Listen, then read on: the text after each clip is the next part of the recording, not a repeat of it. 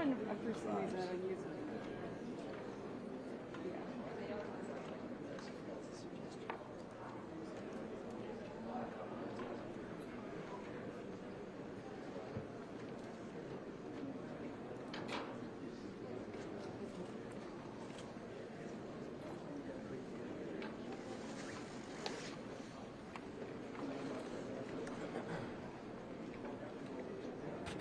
Mic check. Mic check. 1 2 1 2. Once again? Yeah, scroll out a little bit. We'll probably a couple of minutes. Mic check. 1 2 1 2. Mic check. 1 2 1 2 3 1 1 1 2 1 2 1 2 1. Of NTSB are initially probably going to get what they call a TikTok. What that is, not the social media app, of course. This will be a point-by-point description from NTSB of exactly not only what happened with American Airlines 5342, but also what was going on with that helicopter. NTSB investigators will update us on the recovery efforts that have been going on since about 18 hours ago. And then we are also going to get a picture of what the way forward here looks like. And remember, we are only in the early stages of this recovery. They are still pulling victims out of the Potomac River. Now, what we did do recently was a statement by D.C. Delegate Eleanor Holmes on the Congressional Aviation Committee. We're here 2 minutes? 3 minutes. 3 minutes. We're being told this is going to be 3 minutes from right now. What Delegate Norton has said was, to her information on the Congressional Aviation Committee, was that the black box flight recorder in her words had not been recovered yet. Now, what we do know from some of the preliminary briefings that have gone on was that the fuselage of this aircraft broke into 3 different parts.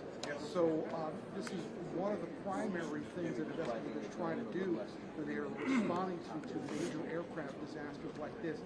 Not only the recovery of the victims from the Potomac River, but also getting hold of that flight data recorder and being able to go through the telemetry in that to be able to discern exactly what was going on prior to this mid-air collision and then what happened in the immediate aftermath afterwards. So again, we do not know what we do not know. The press conference has not occurred yet, but certainly these are all going to be major points of the presentation today as we move forward here with what these federal aviation investigators are looking at, what they have looked at, and what they're going to be looking for in the future. Back to you.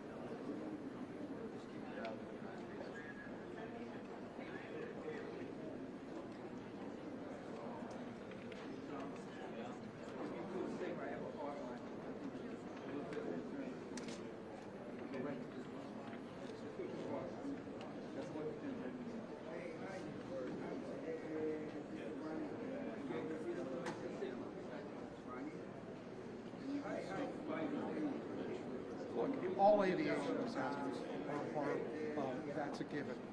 The worst case scenario in this situation is a water crash, and that's what we're dealing with.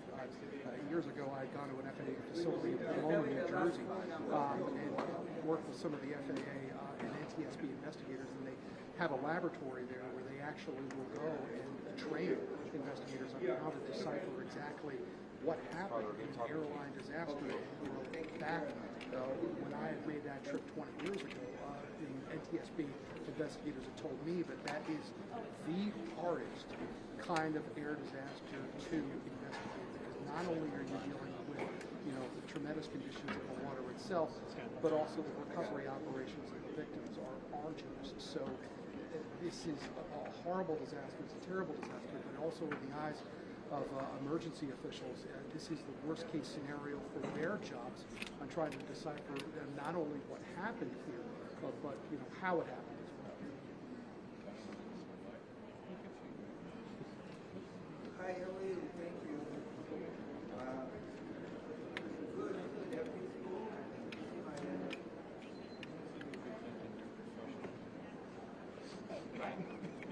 Stand by. I'm gonna sit down right now because we're about to begin. I can.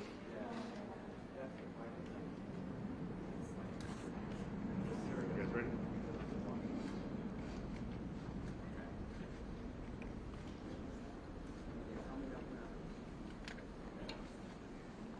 Member Chapman. Member Chapman. Can't talk. Member Chapman. Stay within that border there.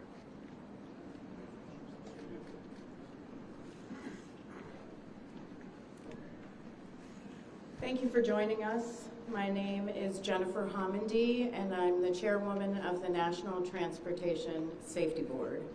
The National Transportation Safety Board is an independent federal agency that's charged by Congress with investigating every civil aviation and serious accident and serious incident in the United States and significant events in other modes of transportation. Yeah. I want to start by expressing our deepest condolences, our sympathies on behalf of the entire board for those who lost loved ones in this terrible tragedy. Our thoughts, our prayers are with you. Entire communities were affected, and we are thinking of you. With me today is Bryce Banning. Bryce is a senior aircraft accident investigator with the National Transportation Safety Board. He's also going to serve as our investigator in charge of this investigation. Also with me today is the entire board. We have Todd Inman, Member Todd Inman. Todd is going to serve as the board member on scene, the spokesperson for this investigation. All of the board members will be here. We have Vice Chairman Alvin Brown, Member Mike Graham, who lived in Wichita for 20 years, and we also have Member Tom Chapman. The NTSB's headquarters is just a mile from here. And so we are all here because this is an all-hands on-deck event. And we're here to assure the American people that we are going to leave no stone unturned in this investigation. We are going to conduct a thorough investigation of this entire tragedy, looking at the facts. Now, with that, I want to level set. When we go to the scene, and we were here last night, we allow the responders to do their important safety mission, which in this case was search and rescue and recovery. We stand back to allow them to do their important safety mission. And so this, for us, is our first full day on scene with our entire crew coming together. We have about nearly 50 people on scene, and in addition to our resources back at headquarters in our labs and throughout the agency. So with that said, we are not going to get into specific facts in this press conference. I want to level set here. We're going to get into our investigative process. As we are able to confirm factual information, we will provide that. I do want to say this is a whole of government effort. I was able to brief, along with others, the President of the United States and the Vice President this afternoon. I want to thank them for their leadership, for their tremendous support of the NTSB, for our investigators, and for the responders that are on scene doing an important mission. I also want to thank Secretary Sean Duffy, who I was communicating with early on after we first got word of this tragedy. We've been working together throughout the day, along with his team at the DOT and within FAA. I also want to thank Secretary Pete Hegseth, who was also integral in working with us today. Chris Rocheleau, the acting administrator of the Federal Aviation Administration. We've heard from many members of Congress on both sides of the aisle, and so I will say this is a tremendous, one more time, whole of government effort. I also want to take a moment and thank the many, many responders that have been on scene. It has been an incredible effort. And I will have a full list that I will provide, that we will provide tomorrow, but I do want to thank them for all their work. With that, I'm going to turn it over to Member Inman for additional remarks.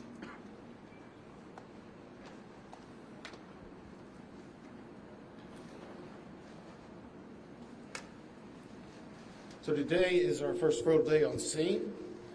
Our investigative team will be on scene as long as it takes in order to obtain all of the perishable evidence and all the fact-finding that is needed to bring us to a conclusion of probable cause. Our mission is to understand not just what happened, but why it happened, and to recommend changes to prevent it from happening again. Since we're just beginning our investigation, we don't have a great deal of information to share right now. We will keep you informed by giving regular updates as we learn more. Our intention is to have a preliminary report within 30 days, and the final report will be issued once we've completed all of our fact-finding and investigation. Now, we will not be determining the probable cause of the accident while we are here on scene, nor will we speculate about what may have caused this accident. Today, we will be going and having an organizational meeting and establishing our parties to our investigation. We currently have the following parties that are already identified: PSA Airlines, GE Aerospace, Sikorsky, FAA, NACTA, which represents the air traffic controllers, ALPA, which represents the pilots, Army, AFA, which represents the flight attendants. The Transportation Safety Board of Canada will be an accredited representative under Annex 13 of ICAO. They will be supplemented by MHIRG as a technical advisor. They were previously known as Bombardier. The NTSB offers this party status to those companies, government agencies, and associations that have employees, activities, or equipment involved in the accident. We offer that because they will provide technical expertise and relevant information supporting the development of the best possible factual record. Once they join this investigation, they are not permitted to release documents or talk publicly about the investigation without the consent of the NTSB. So I want to stress this: it is only the NTSB that will provide information related to this investigation, with one exception. Regarding the fatalities that occurred, that notification will be handled by the DC medical examiner. We will not be discussing fatalities or names. That will be handled by them as the proper authority. So we want to talk a little bit about our process. We will analyze the facts and determine the probable cause of the accident, and then issue a report of those determinations.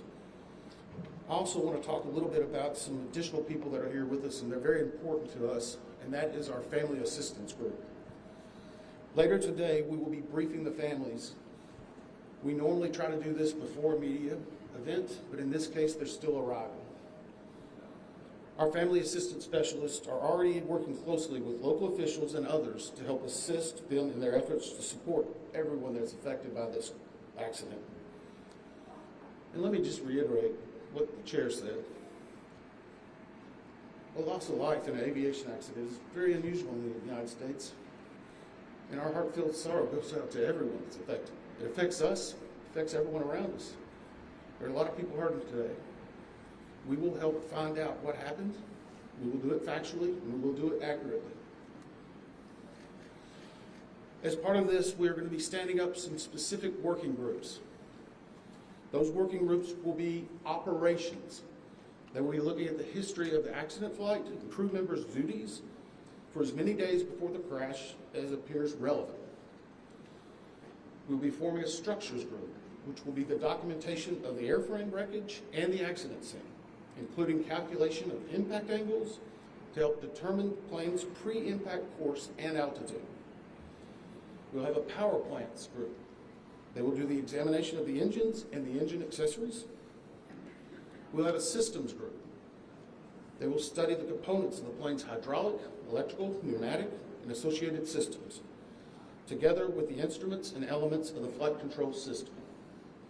We'll have an air traffic control group.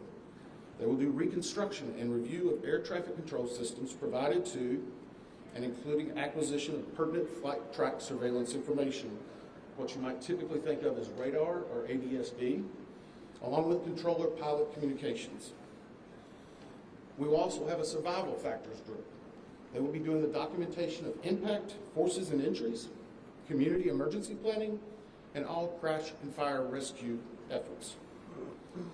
Also, due to the unique nature of this crash, we will be having a helicopter group as well.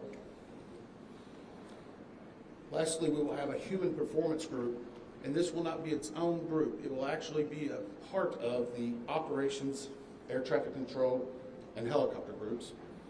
They will study the crew performance and all before the accident factors that might be involved in human error, including fatigue, medication, medical histories, training, workload, equipment design, and work environment. Now we're going to take a few questions, but I will again stress, we don't have a lot of information now. We will continue to gather that. We will try to release it as we can, but we will only talk about the facts of the case that we know right now. So, I'm going to ask, we'll call on a few people. I'm going to ask that you state your name and affiliation. James Matthews from Sky News. So we've heard from President Trump today talking about DEI hiring policies within the FAA and associating that with the cause of this accident. What do you say to that? Well, unfortunately, I didn't hear the remarks. I was briefing House and Senate members, but I believe Chair, would you like to take that? As part of any investigation, we look at the human, the machine, and the environment. So we will look at all the humans that were involved in this accident. Again, we will look at the aircraft, we will look at the helicopter, we will look at the environment in which they were operating in. That is standard in any part of our investigation. I'll turn it back. Chair, can I ask you, has the flight data recorder been recovered yet? And what is the difficulty in a water disaster like this, which presents a very difficult environment for your investigators and the people out of the water? Well, the question was on the flight data recorders. And we have not recovered the flight data recorders yet. We know they're there. They are underwater. This is not unusual for the NTSB. We have many times recovered flight data recorders in water. We have our lab right here that is about a mile from the NTSB, so it's not unusual. And once we get those, we'll be able to get those read and information from them to be able to provide further information to you. I'm going to turn it back over to Member Inman. Hey there, Tyler Henry with CBS News. Earlier today, Defense Secretary Pete Hegseth said a mistake was made last night. Based off of you all's initial investigations and preliminary findings, have you all been able to tell whether this was human error or mechanical failure? The question was, has there been human error or mechanical failure? We don't know what we know just yet. We do not know enough facts to be able to rule in or out human factor, mechanical factors. That is part of the NTSB investigative process, and where all of these groups will come together. It's one of the reasons why the NTSB is known as the gold standard. We will take the time that's necessary, but I'd also like to reiterate, if we find something that is a significant issue that warrants immediate action, we will not hesitate to make those recommendations and make them public. We have a good track record on that, and we want to continue doing so. Sir? Hello, Sir Tom Costello with NBC News. Does it hurt your investigative process, maybe for the chairman, does it hurt your investigative process to have the president already suggested possible causes here as you try to keep an open mind and begin this investigation? Tom, with all due respect, I think the press also likes to state what probable cause is before we get to the probable cause. So what I'm going to say is you need to give us time. You need to give NTSB, it's not that we don't have information. We do have information. We have data. We have substantial amounts of information. We need to verify information. We need to take our time to make sure it is accurate. That's best for you. That's important for the families. It's important for legislators who are seeking answers to try to figure out what they're going to do about this. And so it will take time. We do have a lot of information, but we need some time to verify that. Yeah, Member Chase Williams with Fox Business. I'm wondering about the conditions in the tower last night. Were there any performance issues in the past with any of these controllers? Anything of that? Question is about controllers. As I said, we are just now forming the groups. The controllers do have union representation, which they're entitled to. They'll be working with our party system and our party groups. They'll be conducting interviews. Those interviews will need to be analyzed, transcribed, and other team members will need to look over it. It'll be a long process, but we will go through the entire history.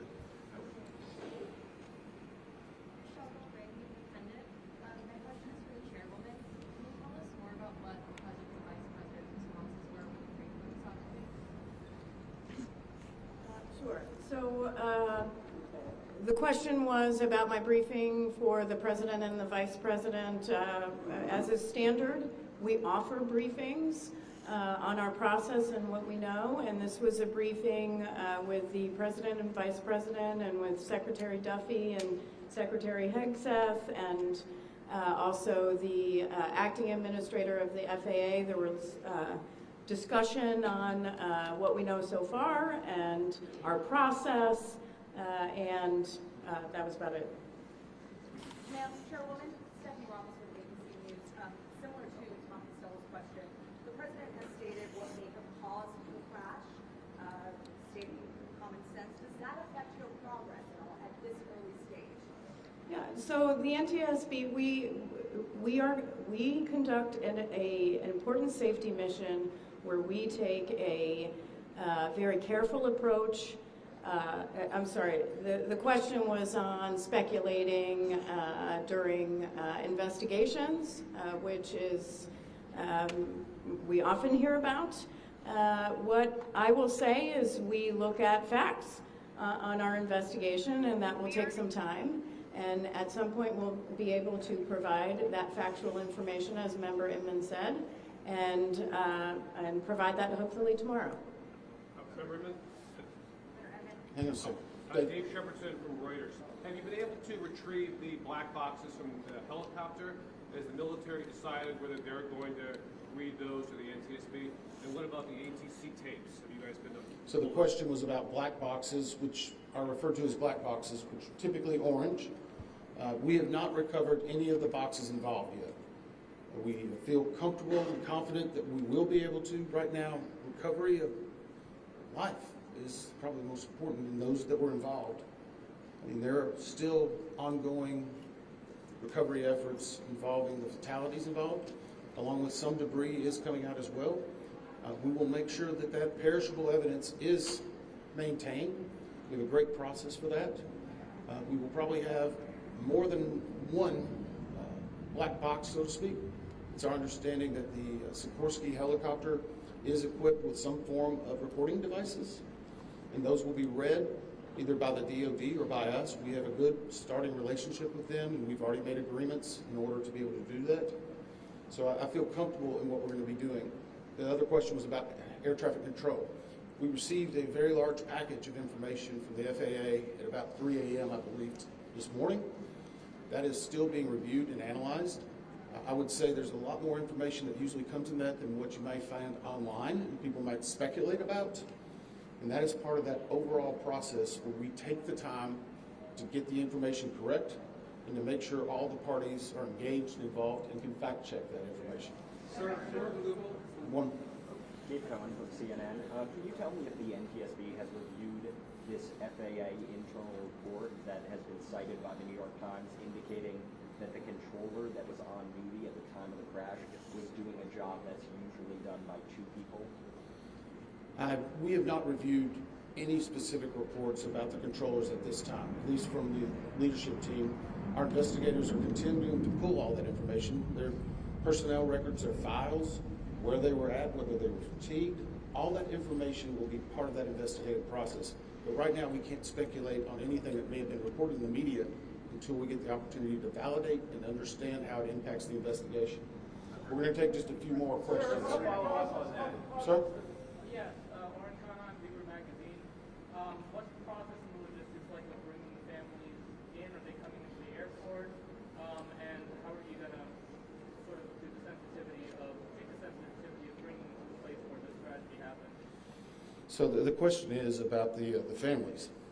And many of those families are still en route. Some are still being notified from both the military and from the commercial crash.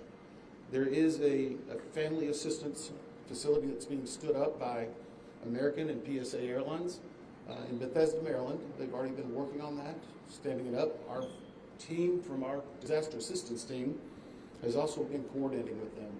We plan on briefing them. It is customary that at some point, if the families wish to go to part of the accident site, that we would arrange such a thing, but it will only be when we know that it's safe, we have the correct perishable evidence, and we can do it in the proper modesty that should be for those family members. It will be a little bit of a process, but it will take some time. Sir, to follow up on the air traffic control system. Now, sir, are you? I know that Marielle Farmer with these news now. We heard from some witnesses that they saw people were able to come down the slides of the plane. Has there been any indication that people made it off the plane for the other? Well, again, we will not speak to the fatalities. The D.C. medical examiner will, but I think the D.C. fire chief this morning very succinctly said correctly that we believe there are no survivors. Were they on the plane? Like, did they even get out of the plane? Last question. Sir, Victoria Sanchez. So, hang on one second. Right now, we're going through the debris fields. Nothing we've seen would indicate that maybe slides or chutes were deployed. It was a very quick, rapid impact. But we've seen nothing in that regard so far from the evidence we had, but we still need to verify all of that information. One more question? Victoria Sanchez, thank you. Sure. Are you going to be looking at the family member's cell phone? Go ahead. Jeff Cook, ABC News. What do you know about the altitude of the helicopter at the moment of impact? And can you talk about the procedure for such helicopters in that area? The question was about the helicopter procedures. And in D.C., it's kind of a unique environment. We've been getting briefed more and more by the FAA. I'm not an air traffic control specialist, but they're actually helicopter zones, if you will, or tracks. And this one was transiting, I believe, from track 1 to 4 as part of their normal procedure. If you live in D.C., you see a lot of helicopters going down into this area. So there's a very well-defined system in that regard. As far as altitude, until we get the additional information, we can't validate or basically corroborate any of that until we get more of the electronic data and the data that's on the plane. I do want to clarify one question that also came about cell phones. In today's age and time, a lot of electronics and other devices do contain a lot of different information. We've found on a number of our accidents that we actually are notified through a smartphone that may sense that. As part of our process, we will obviously treat all of the effects of the deceased with dignity. We are already starting to pull that information together. If we feel that it's necessary to find or pull some of that information, we will work with the families and make sure we do it in a manner that's respectful for them and their privacy. But right now, we don't have any plans specifically on that amount, on that area until we need to. Thank you very much. Thank you very much.